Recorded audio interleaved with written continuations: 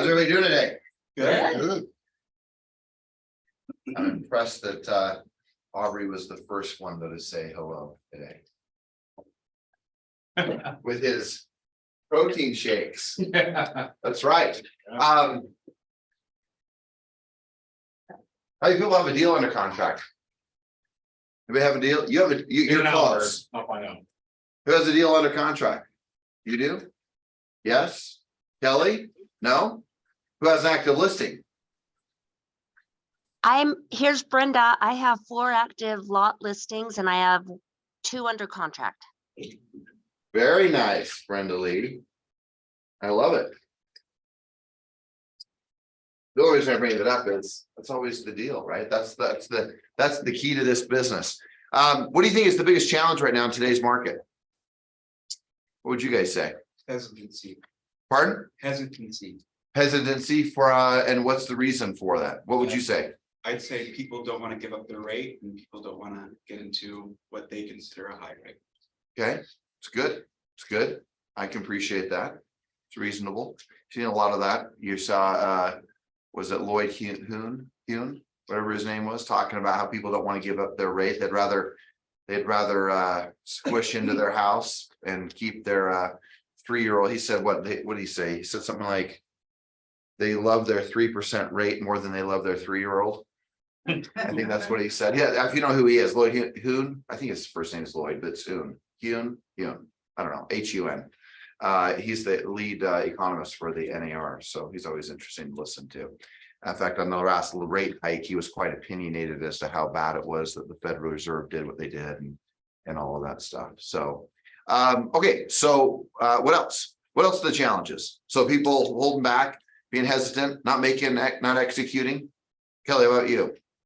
What would you say is the biggest challenge you're seeing out there? I agree with that. I think the challenge is trying to change people's perception that they've got from mainstream media and everything else.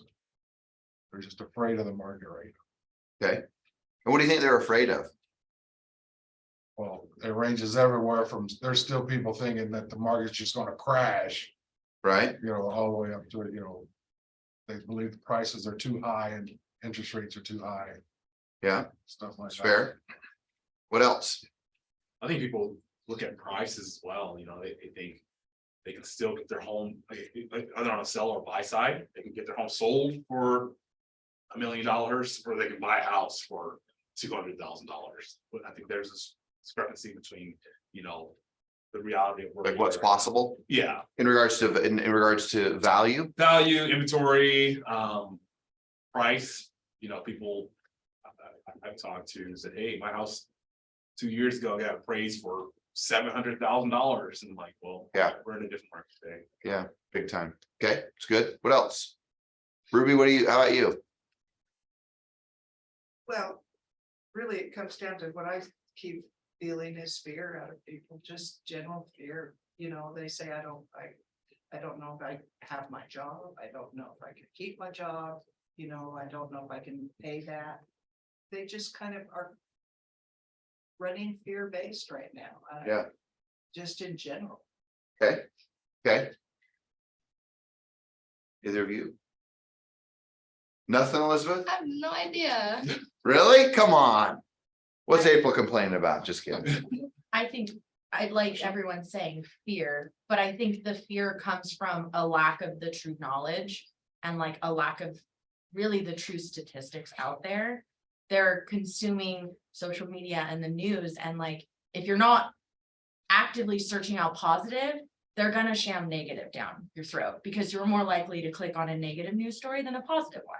Yeah. So they know if they make it seem like doom and gloom, you're going to click on it and you're going to continue down that news cycle. Whereas if it's positive, you might see it, go, oh, that's cute, and keep scrolling. Okay, I like that. I agree. Okay. This Ruby. I was just gonna say, I think they've already lived in Utah. It's different if you have people moving into Utah, but I think people are knowing that the inflation was there. So they're still assuming that prices will adjust and I can get the most amount of money for my home, or I can't buy another home because my home is still selling expensive. So I think they're just looking at the expense of it, but I can't afford it with interest rates. Okay, okay, it's good. That's your biggest challenge?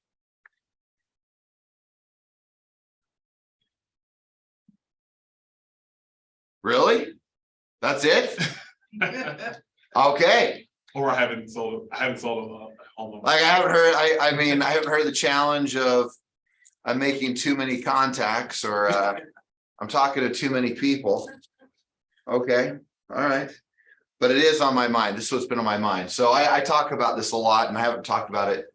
Actually, I don't think in a morning ascent for quite some time, but I always talk about that. Let's just say that this is a tabletop and there's some type of a belief that someone has. And I say some type of belief that someone has, and I think it's important that you remember this, that this applies to as much as your clients as it does to you. And so just assuming that's a tabletop, I know some of you have seen this, but I'm just going to point it out again. So let's just say you have a belief that you are, here's a good example. You could simply say, I have a belief that I am a kind person. And you're going to have legs underneath this table, or maybe it could be a three-legged stool or a chair, whatever. But if this tabletop of belief is that you're kind, you're going to have supporting documentation within yourself, or not maybe document, but or believe, but you're gonna have supporting words, conversation. You're gonna have these legs that help you hold up this belief. So if you just have the fact that, hey, I have this belief that I'm a kind person, what might be supporting paths or supporting legs on that foundation of that belief? What would be something? If you believe you're kind, if your belief is I am kind, what's going to support it? Actions. Like you Give me, I mean, this isn't, I just say you got this isn't a trick question. I'm just being candid here. It's you have a belief, I'm kind, and you're going to have maybe even you might have, let's use other words. You're going to have things that are your proof. You're going to have things that are your examples. You're going to have things that that you have done, or let's just say actions. You're going to have actions, beliefs, examples. So what would be proof that would support your belief that you're kind? So you were saying what? open the door for people. Perfect, right? I mean, let's just keep it simple, right? You open the door for people. What would be other examples that you're kind? Just that you're a kind person. Again, this isn't a trick. I smile to people when I talk. Great, you smile. I put up here, you're friendly. What else? Talk to anyone. All right, yeah, you acknowledge humanity like they exist. That's a good thing, right? Right, I'm serious, right? You acknowledge people, right? You see the value in people. What else? People seek you out for friendship. All right, so, all right, people seek you out.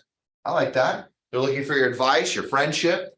I mean, you start realizing, man, so if I have a belief that my first belief here is that I'm kind, you're going to have things that are going to support that. You're going to prove that I'm kind. You're going to have examples that show your kindness. You're going to show things that you've done that show your kindness. You could, you could write down things like your attitude, your approach to life. All these things would support that you are kind. Make sense?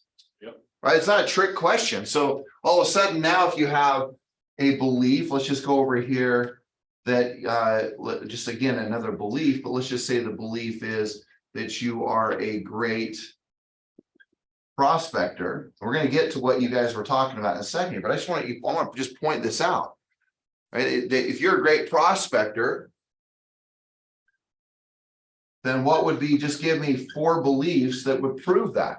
If you said to me, I am so good at prospecting, I am a great prospector, and I came to you and said, well, Kelly, share with me what makes you such a great prospector. What are you guys going to tell me? Follow a schedule. You make the calls. All right. I mean, again, this is very simple. I'm not trying to be trick. I'm trying to show some trick here. You make the calls, what else, what do you just? Follow a schedule. You're on your schedule, right? So you show another word I might put here is you show your discipline, your commitment to it, Knock doors. right? Okay, again, okay, so proof in the pudding, I knock, let's just say also that you call. Set appointments. All right, oh, hey, proof that, oh gosh, I set appointments. That's a shocker. That would be a pretty supporting reason. I mean, right? I mean, just, hey, these are my supporting beliefs that I'm kind. Hey, here's the supporting beliefs that I'm pretty good at prospecting. So just, you can look at anything and whatever your belief is, and this is the important part, is that you will say, there's two parts to this. You declare beliefs, then you develop beliefs. Okay, and when you realize that, all of a sudden, not only on a personal level, you can completely change what you believe. I mean, today I could say, I believe that here's what it is. If I believe that the sky is falling, or if I believe that the world is flat, or if I believe like there was a huge group of people that believed Jesus was coming in March, and as far as I'm aware, he didn't. So, but they had all this proof.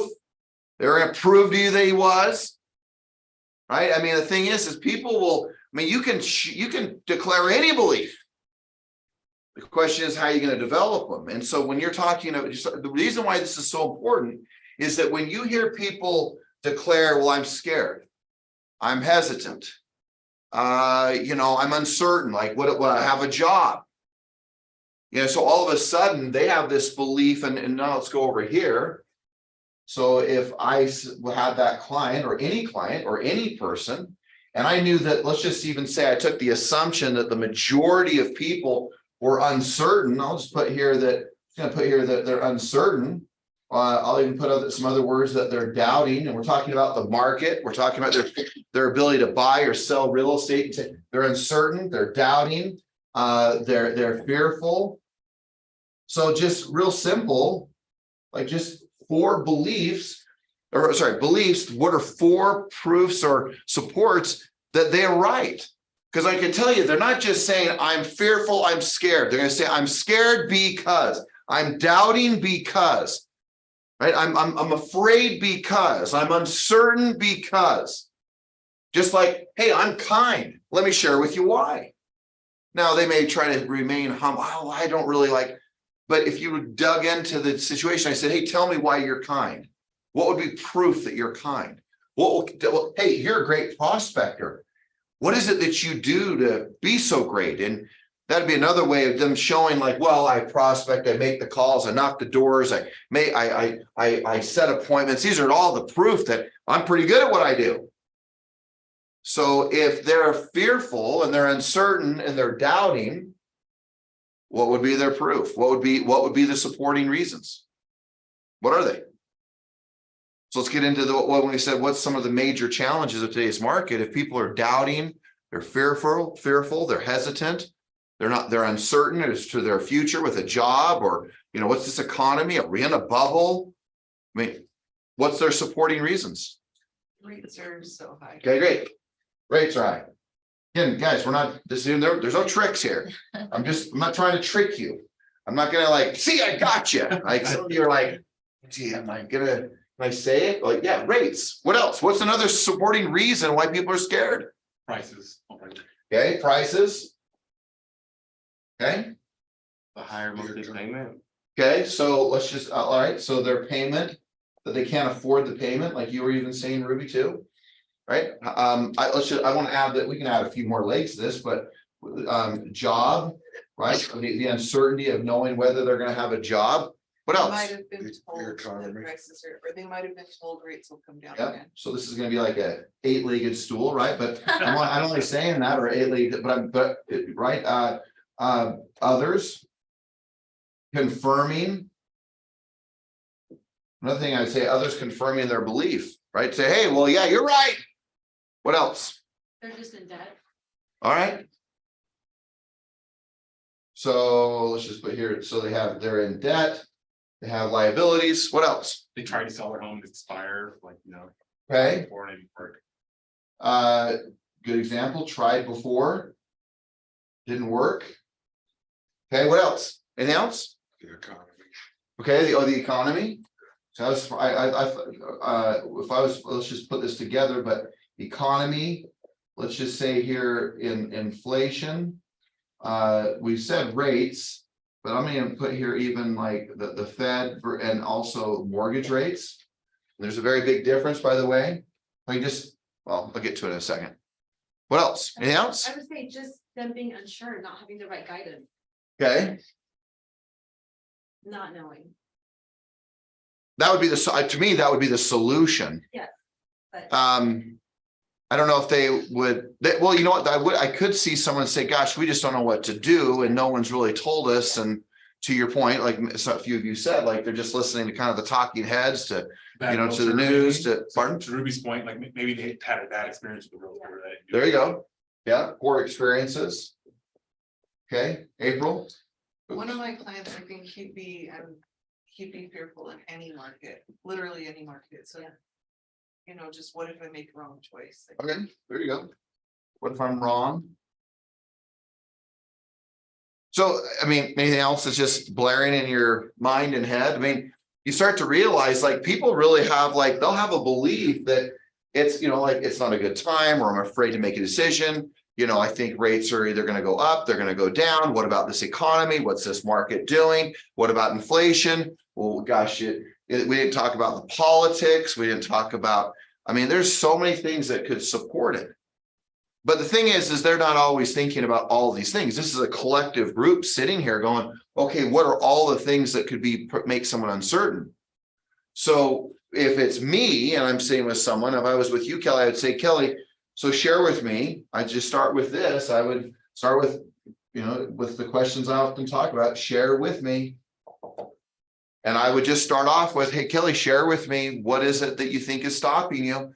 Well, I'm just uncertain. I'm doubting this market. They'll declare their first, what usually people do is they'll make their statement. They'll declare their belief. And then they start developing the belief with all this support.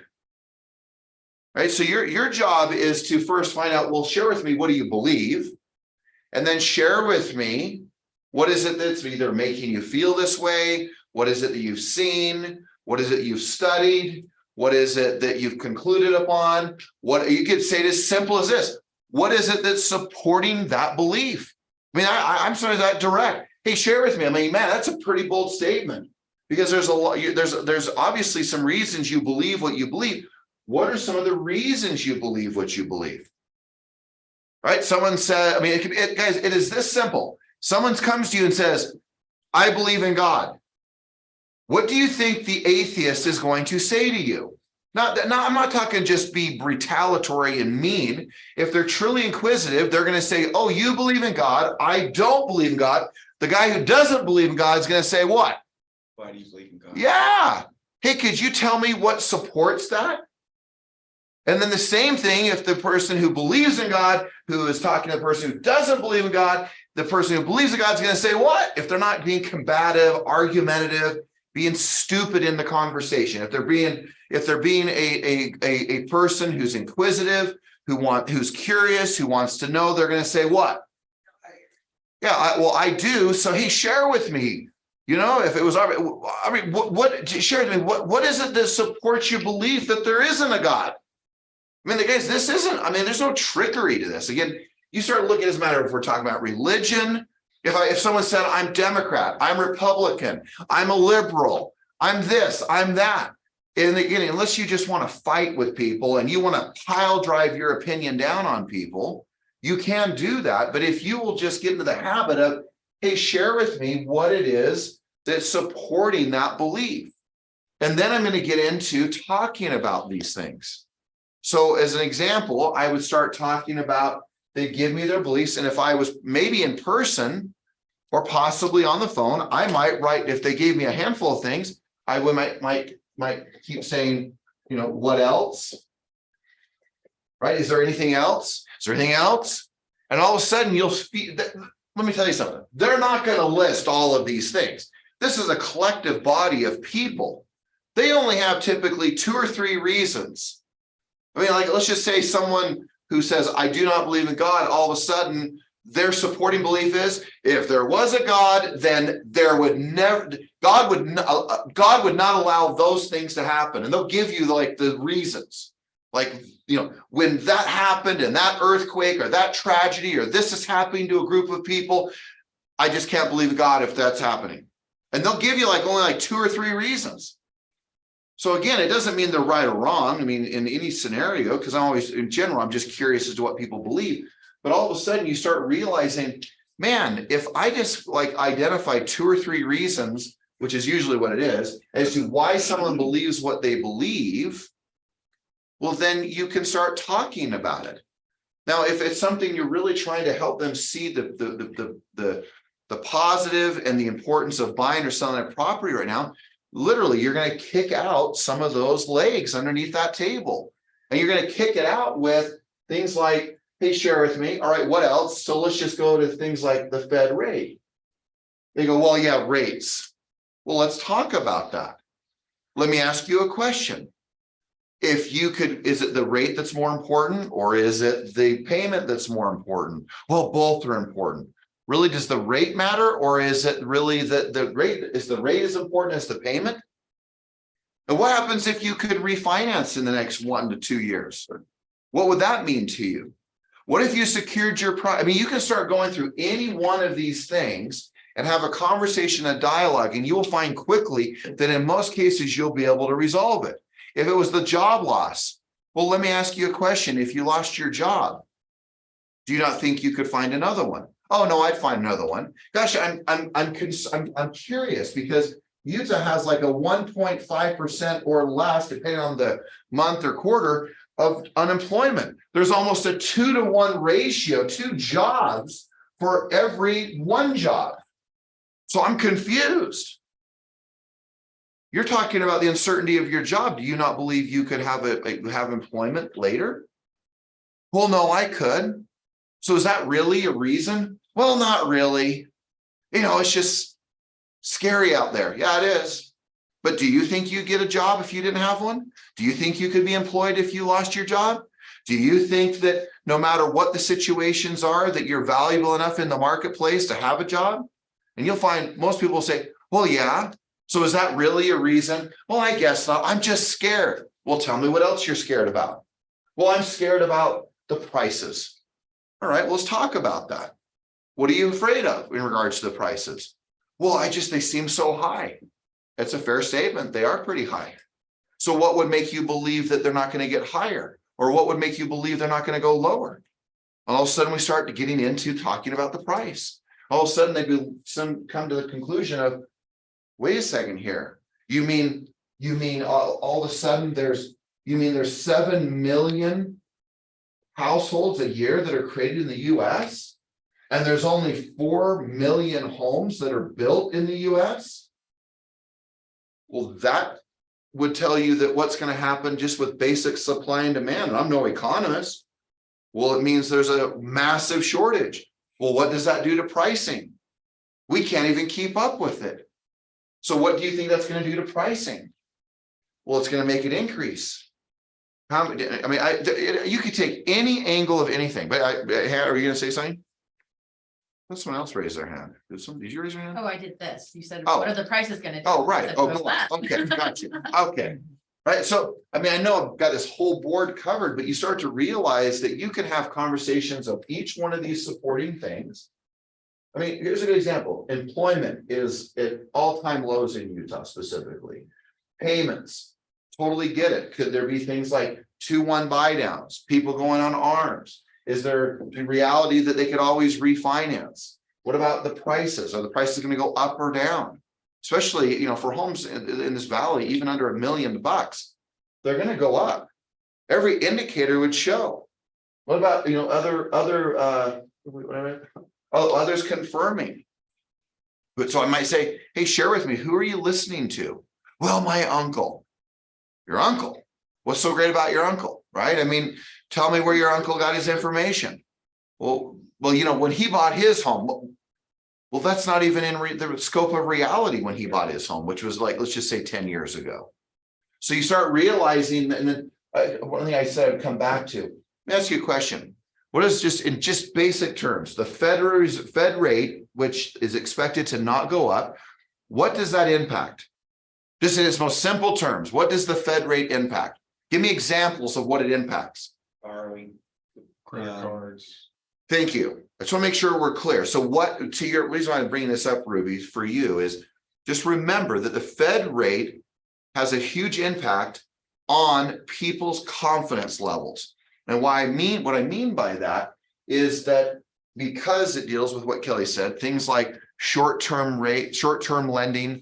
So things like credit cards, give me another example that the Fed rate affects. It affects car payments, HELOCs. right? Pardon? HELOCs, business loans, commercial real estate, Bank to bank. pardon? Bank to bank. True, bank to bank, how they lend money, and how they give returns. And the reason why I bring that is that when the Fed does what it does, it's interesting. It doesn't affect, as we know, directly. It does not affect directly mortgage rates. But what it does impact is it impacts people's ability to spend, their ability to lend, from credit cards to car loans to commercial loans to business loans, the availability of money, the ease of starting businesses, to have capitalization for business, which essentially has been free for the last decade. So it impacts a lot of those things. But the one thing it does for sure impact is people's confidence. When they hear the media talk about rates and what's going on with it. So just the basic of just what I said, like you don't need to get into great depth with it. Most people don't even understand that basic thing we just said. And if it's mortgage rates, it's affected by what? Someone say it. What is affecting mortgage rates? You should at least know the basics of this. I don't need you to be an economist on this, but what is it that impacts mortgage rates? What makes them go up or down? Just since pardon? Mortgage-backed securities. Yeah, mortgage-backed securities, yes, but just in simple terms, it's typically the 10-year treasury bill. All right. And the return that happens on that thing. And weirdly, the higher the return, the lower the rate. The higher the return, the lower the rate. It is literally completely opposite. You think, well, if it's higher return, it's a higher rate. No, it's higher the return, the lower the rate. So that's simple. So it has nothing to do. It has to do with when the stock market's doing really poorly, where do people pour their money into? Into bonds, which is a treasury bond. And what is a bond? Just in simple terms, a bond is what? You give your money, you say, I went and I bought a treasury bill, which is a bond, which is basically a US Treasury bond. A bond, you buy the bond, you invest in bonds, which means I give you money and you give me a guaranteed what? Return. If you buy but we're in very big, but if I buy a stock, I've bought a piece of the company. I don't have any guarantees coming back to me. I might get a dividend, I might not. The stock might go down, the stock might go up, the stock might remain flat. I don't know. But if I buy a bond, and so when the stock market, which has appeared to continue to be pretty reasonable, but if the stock market crashes, where do most people put their money? In bonds. So that they can get a guaranteed what? Return. And the more money that's in there, in most cases, the better the rates get. So when you see the stock market, like as an agent, in most cases, you're like, yes, I love bad stock markets, because bad stock markets drive people to put their money into the bonds. In most cases, treasury bills, a lot of them.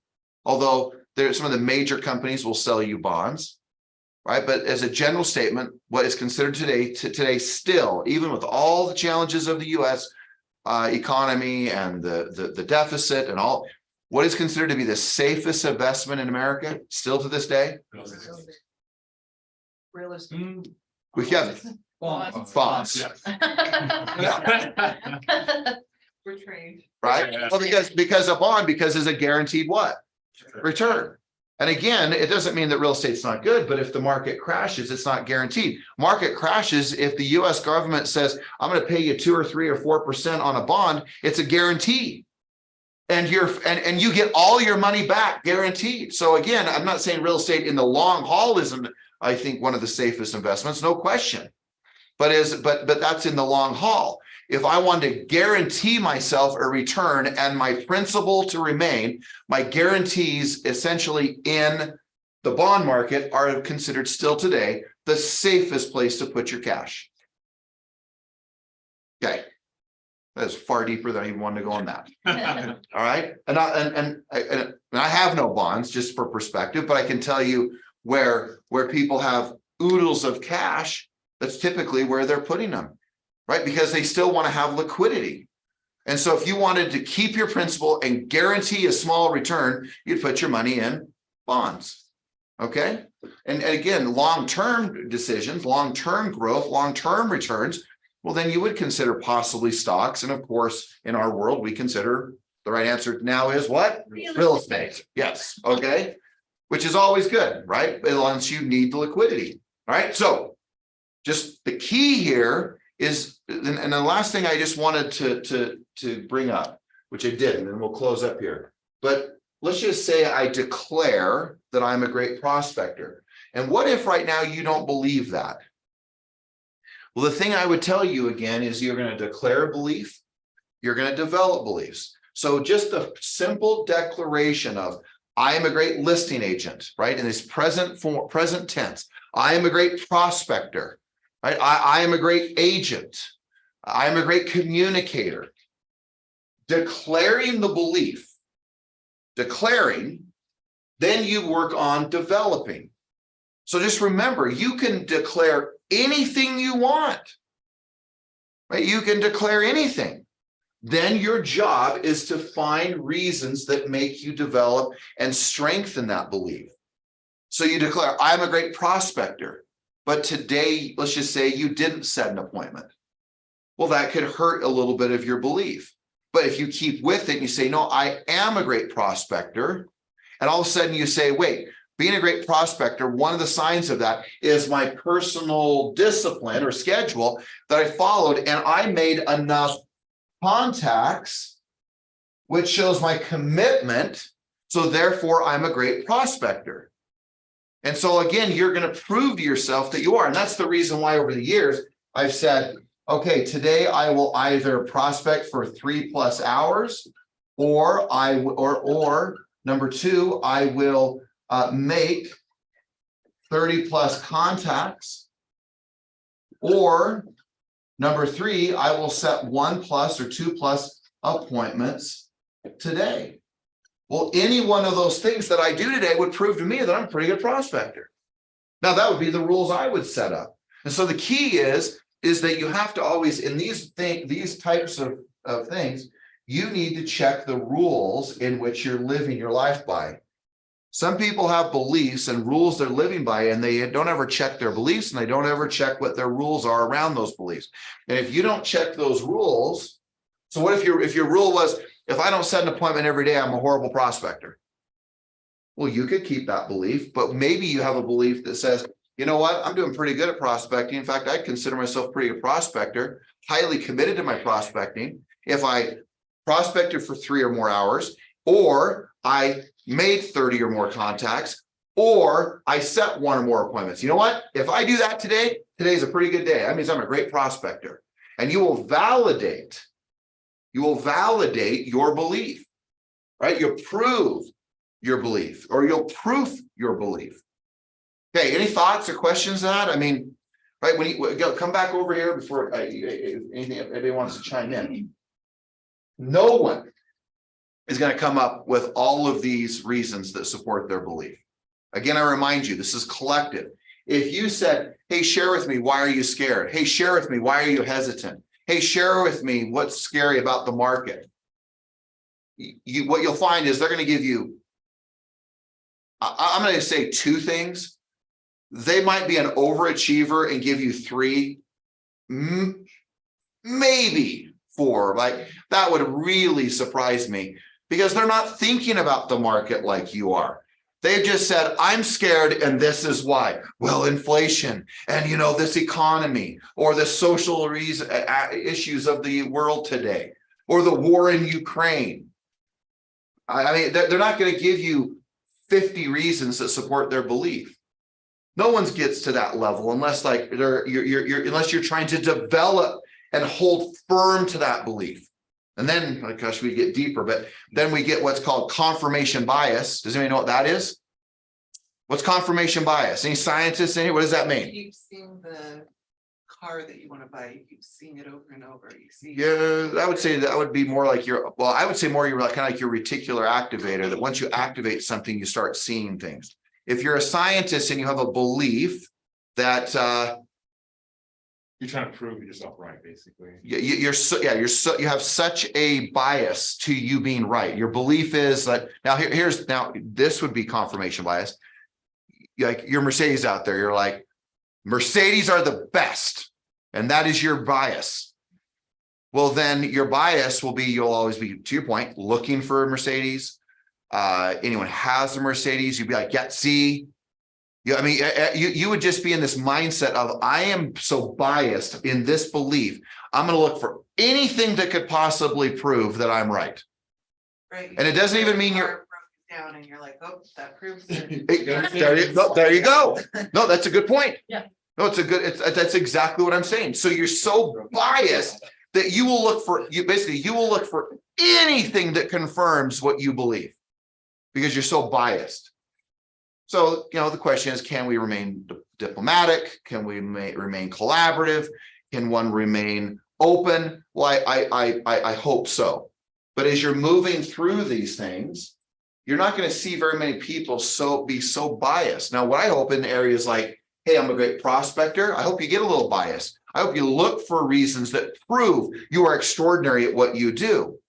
But also don't be so naive that all of a sudden when you're looking at things like fear or uncertainty, or you're looking at other things, make sure you do remain open. In so many words, remain more curious and not as much judgmental. Be open to the reasons why.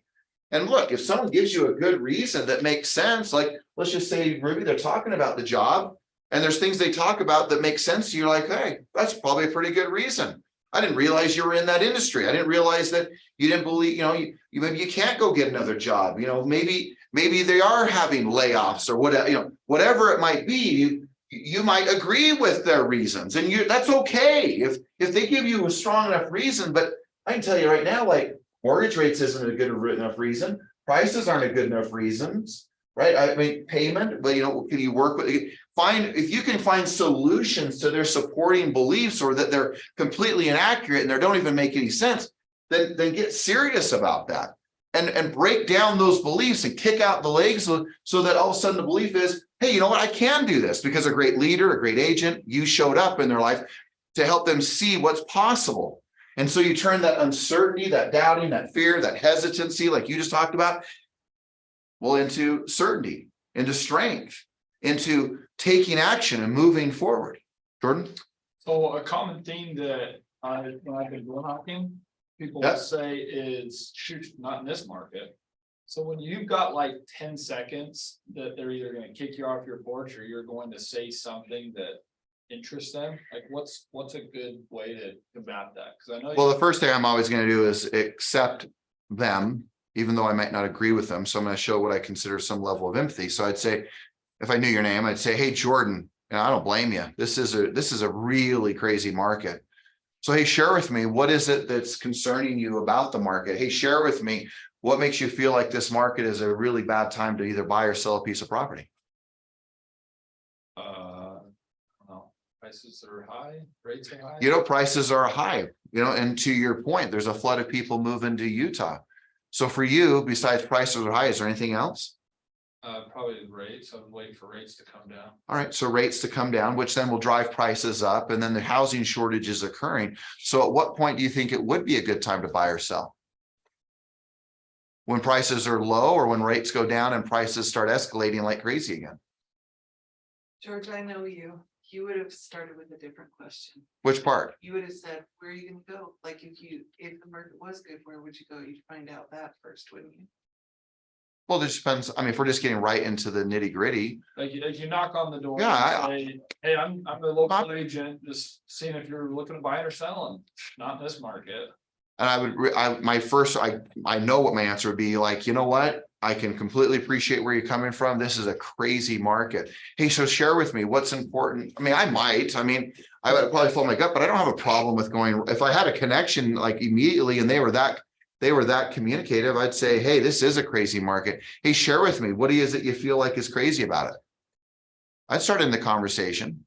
I mean, to your point, I might ask where they're going, or, hey, it sounds like maybe it's something you've considered.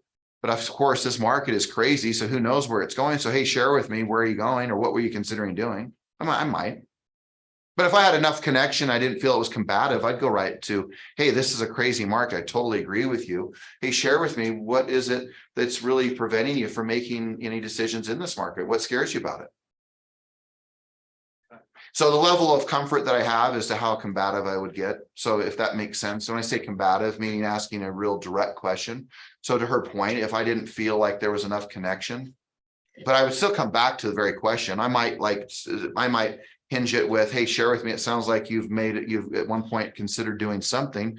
What were you considering doing? Well, we're considering moving. Great. What is it? I still come back to it. What is it about this market that's making you scared? What is it about this market that's making you hold back? What is it about this market that you're saying, man, not in this market? What is that?